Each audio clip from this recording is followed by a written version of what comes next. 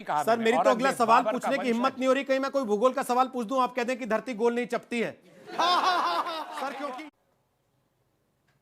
एक और दूसरी किताब है जो बताती है कि दुनिया चपटी है। अब संकट यह है कि जमीन भी सूरज के चारों तरफ घूम रही है और जमीन चपटी नहीं है, गोल है। अब चपटी जमीन वाले भी गोल जमीन पर रह रहे हैं। अब वो तय नहीं कर पा रहे कि हमें चपटी पर रहना है या गोल पर रहना है, लेकिन यथार्थ यह है कि जमीन गोल है। इसलिए मजहब और धर्म में फर्क करना सीखिए। कुरान में अल्लाह ताला फरमाते हैं सूरह लुकमान में सूरह नंबर 31 आयत नंबर 29 में, अलम तरा अन्नल्लाह युलीजुल लैला फिन नहारी व युलीजुन नहारा फिल लैली। अल्लाह सुब्हाना व तआला ने रात को धीरे धीरे आहिस्ते आहिस्ते दिन में तब्दील किया और दिन को धीरे धीरे आहिस्ते आहिस्ते रात में तब्दील किया। ये दिन का रात और रात का दिन आहिस्ते आहिस्ते धीरे धीरे तब्दील होना यह सबूत देता है कि दुनिया बैज़वी है। अगर दुनिया चपटी और सपाट होती तो दिन फौरन रात में तब्दील होता और रात फौरन दिन में तब्दील होती। अल्लाह ताला फरमाते सूरह अज़ुमर में सूरह नंबर 39 आयत नंबर 5 में कि अल्लाह सुब्हाना व तआला रात को दिन पे लपेटता है और दिन को रात पे लपेटता है। कुरान में अरबी लफ्ज है कवारा, जिसके मानी लपेटना। जिस तरीके से एक इंसान फेटा सिर पे लपेटता है, a person coils the turban on the head, उसी तरीके से अल्लाह ताला फरमाते हैं कि रात दिन पे लपेटी जाती है और दिन रात पे लपेटा जाता है। ये दिन का रात और रात का दिन पे लपेटना उसी वक्त पॉसिबल है जब दुनिया बैज़वी है। अगर दुनिया चपटी और सपाट होती तो ये मुमकिन ना होता। आजकल कुछ लोग इस झूठ और इस गलत बात को बहुत फैलाने का प्रयास कर रहे हैं कि कुरान में यह लिखा है कि धरती चपटी है। विशेष रूप से आर्य समाज के लोग इस तरह की झूठी और बेबुनियाद बात को फैलाने का प्रयास कर रहे हैं। कमेंट्स में काफी बार देखने को ऐसा मिला और मुझे बड़ी हैरत हुई जब मैंने यह देखा, इसलिए कि हमने कुरान मजीद को स्टार्टिंग से लेकर के लास्ट तक पढ़ा, लेकिन मुझे ऐसा देखने को कहीं भी नहीं मिला। ये एक इमेज है जिसे कहते हैं द ब्लू मार्बल इमेज। ये इमेज मंजर-ए-आम पर आई थी 1972 में। उससे पहले इस पृथ्वी पर रहने वाले लोगों को यह इस बात का अंदाजा नहीं था कि यह धरती हमारी देखने में इस शेप की है। लेकिन इस इमेज के रिलीज होने के बाद अपोलो 17 का जो मिशन था, जो सक्सेसफुल हुआ 1972 में, उसके बाद कुछ लोग भारत में विशेष रूप से उछलने लगे और उन्होंने ये कहना शुरू किया कि उनके यहां इस धरती के आकार, इसके शेप के बारे में कुछ ऐसा ही उनके ग्रंथों में लिखा है। कहां लिखा है, क्या लिखा है, यह मैं लास्ट पेज पर बात करूंगा। लेकिन उन्होंने इसके साथ यह भी झूठ फैलाना शुरू किया कि साहब कुरान में यह लिखा है कि धरती चपटी है। इस तरह का झूठ, इस तरह का फरेब, आपको पता है आर्य समाज के लोग इसी तरह के झूठ और फरेब का सहारा लेते हैं। लेकिन उसके बाद भी हाल यह है कि उनकी तरफ दुनिया में किसी ने आज तक तवज्जो नहीं दिया है। सबसे पहले इस विषय में यह जान लीजिए कि अरबी भाषा में भूमि और पृथ्वी यानी लैंड या ग्राउंड और अर्थ, इन दोनों के लिए एक ही शब्द आता है और वो शब्द है अल अर्द। अल अर्द का मतलब होता है, अगर उर्दू में कहूं तो जमीन। जिस तरह से जमीन एक ही वर्ड है उर्दू में भूमि के लिए भी और पृथ्वी के लिए भी। लेकिन कॉन्टेक्स्ट से बात क्या कही जा रही है, इसके कॉन्टेक्स्ट से इस बात का अंदाजा लगता है कि हम जब जमीन बोल रहे हैं या अरबी का अर्द बोल रहे हैं तो उसका क्या अर्थ है। उसका अर्थ भूमि है अथवा पृथ्वी है। उदाहरण से समझ लीजिए, अगर किसी शख्स ने यह कहा कि मैंने जमीन खरीदी है, तो आप आसानी से यह समझ जाएंगे कि वो भूमि का मतलब जमीन घर बनाने के लिए या किसी प्लॉट की बात कर रहा है, इसलिए कि पूरे पृथ्वी को तो कोई खरीद नहीं सकता है। कॉन्टेक्स्ट से बात के आपको पता चल जाता है। इसी प्रकार से यदि किसी ने यह कहा कि जमीन सूरज के गिर्द चक्कर लगाती है, उर्दू में जमीन, तो इससे भी अर्थ समझ जाते हैं कि वो अपने प्लॉट के बारे में बात नहीं कर रहा है कि उसका प्लॉट सूरज के गिर्द चक्कर लगाता है, बल्कि वो इस पृथ्वी की बात कर रहा है। लेकिन दोनों स्टेटमेंट्स में उर्दू का एक ही शब्द जमीन इस्तेमाल होता है। इसी प्रकार से अरबी में एक शब्द है अल अर्द, इसका अर्थ होता है भूमि, मतलब भूमि के लिए भी यही शब्द है और पृथ्वी के लिए भी यही शब्द है। यदि कुरान की किसी आयत में सूर्य और चंद्रमा की बात हो रही है, दूसरे ग्रहों की बात हो रही है, आसमानों की बात हो रही है, वहां पर यदि ये शब्द अर्द आएगा तो इसका मतलब होगा पृथ्वी। लेकिन यदि कुरान की किसी आयत में जमीन से पानी के निकलने की बात हो रही है या फसल के उगने की बात हो रही है, तो यह बिल्कुल स्वाभाविक बात है कि वो फिर पृथ्वी की नहीं बल्कि भूमि की बात हो रही है। इस विषय में कई सारी आयत है। मैं आपके सामने एक आयत करीमा सेलेक्ट करके लाया हूं। जबरदस्त आयत है, बहुत टिपिकल एग्जाम्पल है, जिसमें यह शब्द अर्द 2 मरतबा आया है और दोनों मरतबा अपने इस अलग अलग मीनिंग के साथ आया है। एक मरतबा पृथ्वी के मीनिंग में आया है और एक मरतबा भूमि के अर्थ में आया है। कुरान चैप्टर नंबर 2 आयत नंबर 164, इसमें फरमाया गया, यकीनन आसमान और जमीन अर्थात पृथ्वी की पैदाइश, दिन और रात का बदलना, कश्तियों का समुद्र में चलना जिससे कि लोगों को नफा होता है, आसमान से पानी उतार कर मुर्दा जमीन अर्थात भूमि को जिंदा कर देना, उसमें हर किस्म के पशु को फैलाना, हवाओं का रुख बदलना और बादल जो आसमान और जमीन, आसमान और पृथ्वी के दरमियान में है, इनमें अक्ल रखने वालों के लिए बहुत सी निशानियां हैं। एक ही आयत में 3 स्थान पर यह शब्द आया है। कॉन्टेक्स्ट से पता चलता है कहां पर इसका अर्थ भूमि है और कहां पर इसका अर्थ पृथ्वी है।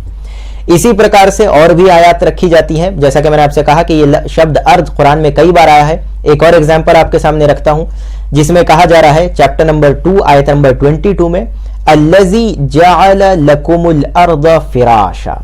यह शब्द फिराश यहां पर आया है। इससे भी लोगों को बेवकूफ बनाने का प्रयास किया जाता है। इसमें कहा गया आयत में कि उस अल्लाह ने इस जमीन को तुम्हारे लिए फर्श बनाया है। हालांकि इस आयत करीमा में जो सबसे पहला वर्ड जो नोट करने वाला है वो है लकुम, अर्थात तुम्हारे लिए। मनुष्य से कहा जा रहा है कि उसने तुम्हारे लिए। दूसरा शब्द है अल अर्द, मतलब भूमि, इसलिए कि इस पृथ्वी का जो सरफेस है वो आप जानते हैं कि 2/3 एरिया जो है वो पानी है, 1/3 जो इस पर का सरफेस एरिया है वो भूमि है, जिस पर के जीवन संभव है। पानी के लेयर पर जीवन संभव नहीं है। तो अल्लाह ताला ने इस आयत करीमा में ये कहा है कि उसने तुम्हारे लिए भूमि को फर्श, प्लेटफॉर्म बनाया है जिस पर के जीवन संभव है। यदि ये प्लेटफॉर्म नहीं होता तो मनुष्य का इस धरती पर जीवन संभव नहीं होता। लेकिन यहां पर अनुवाद के साथ कुछ लोग छेड़छाड़ करते हैं, या ये कहिए वो अज्ञानी है बेचारे, वो अपने धर्म की भाषा नहीं जानते हैं तो कुरान को क्या जानेंगे। अब आइए जरा एक बार उन लोगों की तरफ देखते हैं जो इस तरह की गंदगी फैलाने का प्रयास कर रहे हैं। आर्य समाज के लोग ये कहते हैं कि उनके यहां बहुत ज्ञान विज्ञान है, लेकिन जब आप उनके ग्रंथों को, विशेष रूप से यदि आप वेदों के बारे में बात करेंगे, वेदों में जब इस बात को सर्च करेंगे तो पता यह चलेगा कि उसमें कोई एक मंत्र भी ऐसा नहीं है जिसमें अर्थ, मतलब इस पृथ्वी के शेप के बारे में कोई इस तरह का क्लियर इंडिकेशन दिया गया हो कि ये स्फेरिकल शेप की है। ये बस उनके अपने मुंह की बात है, बल्कि एक शब्द वो बस लोगों के सामने रखते हैं कि साहब हमारे यहां भूगोल कहा जाता है। हालांकि ये बिल्कुल बेवकूफी की बात है। गोल का अर्थ होता है सर्कल और स्फेयर, दोनों मीनिंग में आता है। लेकिन इसके आगे की बात आपको बताऊं कि असल शब्द भूगोल नहीं है इनके ग्रंथों में कहीं भी लिखा हुआ। असल शब्द है भूमंडल, मतलब भूमंडल। मंडल कहते हैं, स्पेसिफिकली सर्कल को मंडल कहा जाता है। मंडल में स्फेयर का शब्द नहीं होता है। तो भूमंडल मतलब भूमि जो है वो सर्कुलर शेप में है। लेकिन इससे आगे यदि इस तौर पर सोचा जाए कि ये वेद के मानने वालों का ये कहना है कि वेदों में ज्ञान विज्ञान है, आपने भी सुना होगा, इस शब्द का बहुत प्रयोग करते हैं। तो जब ज्ञान विज्ञान की बात है तो इस विषय में पृथ्वी का शेप तो बहुत छोटी बात है। इस पृथ्वी के बारे में जैसा कि आप ये बात सब जानते हैं कि ये पृथ्वी सूरज के गिर्द जो चक्कर लगाती है उसकी स्पीड कितनी है, आप भी सुनकर के चौंक जाएंगे, 30 किलोमीटर प्रति सेकंड। 30 किलोमीटर प्रति सेकंड की रफ्तार से ये पृथ्वी सूरज के गिर्द चक्कर लगाती है। ये इतनी बड़ी स्पीड है कि जो सैटेलाइट और रॉकेट पृथ्वी पर से लॉन्च किया जाता है उसकी भी स्पीड इतनी नहीं होती है, वो भी 7 से 8 किलोमीटर प्रति सेकंड होती है। लेकिन जब लोगों का यह कहना है कि उनके ग्रंथों में ज्ञान विज्ञान है, परमपिता परमात्मा ने जिसने इस ब्रह्मांड की रचना की है उसने ज्ञान विज्ञान उन्हें बताया है, तो उनके ग्रंथों में तो इस तरह की डिटेल्स होनी चाहिए। और ये जो पृथ्वी है ये सूरज के गिर्द इतने तेज रफ्तार के साथ जो है चल रही है, या ये है कि ये जो सरफेस है, जो अर्थ का रोटेशन है अपने एक्सेस पर, वो भी बहुत तेज स्पीड है। जो अर्थ का सरफेस स्पीड है वो भी इक्वेटर पर ऑलमोस्ट 0.5 किलोमीटर प्रति सेकंड है। जितनी देर से आप मेरी वीडियो देख रहे हैं इतनी देर में स्पेस में आप हजारों किलोमीटर का सफर तय कर चुके हैं।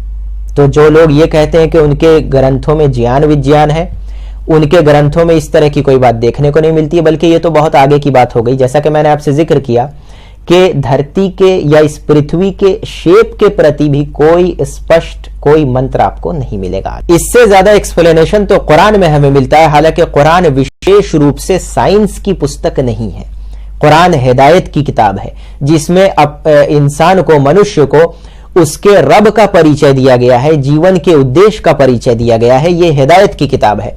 कुरान में शब्द आए हैं युकव्विरुल लैला अलन नहार, वो रात को दिन पर लपेटता है, वह युकव्विरुन नहार अलल लैल, और दिन को रात पर लपेटता है। ये लपेटने का जो शब्द है, सोलर सिस्टम की जो ये फंक्शनिंग है, इसको यदि आप देखेंगे तो ये जो युकव्विर शब्द आया है, लपेटना, ये इसी स्ट्रक्चर में सूट करता हुआ नजर आएगा। दूसरे किसी स्ट्रक्चर में यह शब्द सूट नहीं करता है, बल्कि इसके आगे इस यूनिवर्स में जो ये गैलेक्सी सेलेस्टियल बॉडीज घूम रही है, इसके बारे में चैप्टर नंबर 36 सूरह यासीन में अल्लाह ताला ने एक आयत में यह कहा है कि वकुल्लुन फी फलकी यस्बहून, इस कायनात में ये जितने भी ग्रह हैं, ये सूर्य है और जितने सैटेलाइट्स हैं, ये सब आसमान में अपने एक्सिस पर घूम रहे हैं। इतनी बातें जो कुरान में बताई गई हैं, ये बातें आपको वेदों के मंत्रों में कभी देखने को नहीं मिलेगी। आज तक किसी ने भी आप में से ये नहीं देखा होगा कि कोई मंत्र प्रेजेंट किया गया हो, लोगों के सामने रखा गया हो, जिसका रेफरेंस दिया गया हो, जिसमें एस्ट्रोलॉजी के विषय में कुछ इंफॉर्मेशन दी गई हो।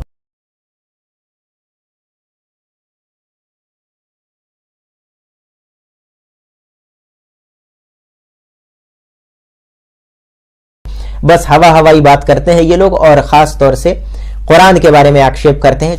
मैं समझता हूं इस दौर में हर कोई इतना पढ़ा लिखा है और हर किसी के पास साधन है। आप भी इस बात को ढूंढने का प्रयास कर सकते हैं कि ज्ञान विज्ञान की जो पुस्तक है, जिसके बारे में कहा जाता है ऐसा, उसमें क्या विवरण है, क्या डिटेल्स है। इस्लाम के बारे में, कुरान के बारे में जो उल्टी सीधी बात फैलाई जाती है अज्ञानी लोगों की ओर से, उसका मैंने स्पष्टीकरण देने का इस वीडियो में प्रयास किया है। वीडियो देखने के लिए बहुत बहुत धन्यवाद। तो उनका ऐतराज है कि साइंस ये कहता है कि अर्थ, ये पृथ्वी हमारी गोल है, और कुरान के अंदर अब एग्जैक्ट कहाँ लिखा है मुझे मालूम नहीं है, आपको इल्म होगा। उसमें अल्लाह ताला फरमाते हैं कि ये जो पृथ्वी है, ये जो अर्थ है, वो फ्लैट है, चपटी है। साइंस की कही हुई बात जो राउंड है उसको माने, या कुरान जो कहता है कि फ्लैट है उसको माने?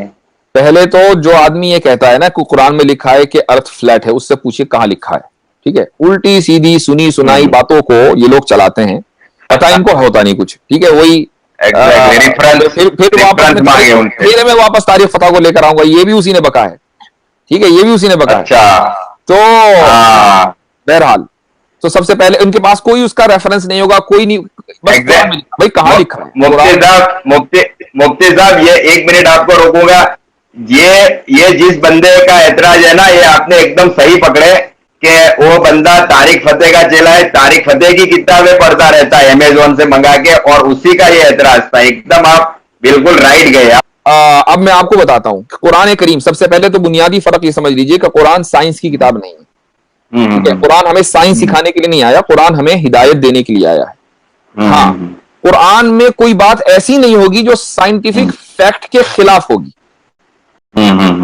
साइंटिफिक थ्योरी के खिलाफ हो सकती है। क्यों? इसलिए थ्योरी आई है बदलने के लिए। आज एक थ्योरी है, कल दूसरी थ्योरी है। एग्जैक्टली। अब आ जाइए इस बात के ऊपर कि अर्थ जो है वो हमारी फ्लैट है। कुरान में क्या कहा गया कि या वो राउंड है।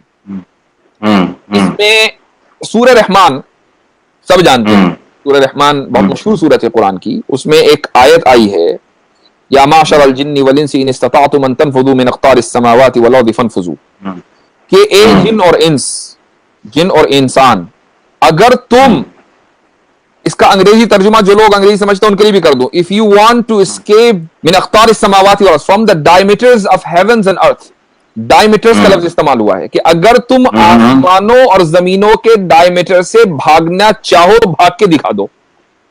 राइट। अच्छा, एक छोटी सी मामूली सी नॉलेज रखने वाला इंसान है ना, जिसने इंटर भी पास कर रखा होगा ना, वो ये मानता है कि डायमीटर्स जो है ना वो किस चीज की प्रॉपर्टीज होती है मकसूद भाई? Measurement, round shape, round, OD outer dia नापने के लिए। अगर आप फ्लैट करेंगे ना तो उसकी डायमीटर्स, उसकी प्रॉपर्टीज। कुरान में लफ्ज अख्तार आया है जिसका तर्जुमा है डायमीटर्स। एग्जैक्टली। तो डायमीटर, एग्जैक्टली, ओडी उसके नापने के लिए, तो डेफिनेटली तो चपटी तो हो ही नहीं सकती। ओडी तो राउंड चीज की, अब मैं राउंड चीज की ना पाया जाए। मैं मुफ्ती साहब बाय प्रोफेशन मैकेनिकल इंजीनियर हूँ, तो मैंने तो जब भी किसी भी चीज को डायमीटर से नापा है उसको, या डायल गेज से, तो वो राउंड चीज ही है। चाहे फिर बैरिंग का छर्रा ले लो आप, या किसी चक्कर ले लो गियर का, या पुली ले लो मोटर की, ये सारी चीजें तो राउंड ही है जो डायमीटर से हमने नापा है। तो एग्जैक्टली यहाँ पर आपकी बात को मैं अब ये लोग कहां से लेते हैं? एक कुरान में एक आयत आई है जो जिसके अल्फाज हैं वल अर्द मददनाहा, कि हमने जमीन को स्ट्रेच किया, स्प्रेड आउट किया। ठीक है, ये उसका तर्जुमा है, स्प्रेड आउट किया। तो जब जमीन बनी, आप साइंस से पूछ लीजिए, जब जमीन बनी तो एक बहुत छोटे हिस्से के ऊपर खुश्की आई और उसके बाद वो फैलती चली गई। ये दरअसल उस आयत का तर्जुमा है। उसका मतलब ये नहीं कि हमने जमीन को फ्लैट बनाया। जो लोग ना अरबी जानते ना अंग्रेजी जानते, उसका तर्जुमा कर देते हैं कि हमने जमीन को फ्लैट बनाया, उसके बाद कहते हैं देखो कुरान ने कहा कि जमीन फ्लैट है। दरअसल उनका दिमाग फ्लैट है।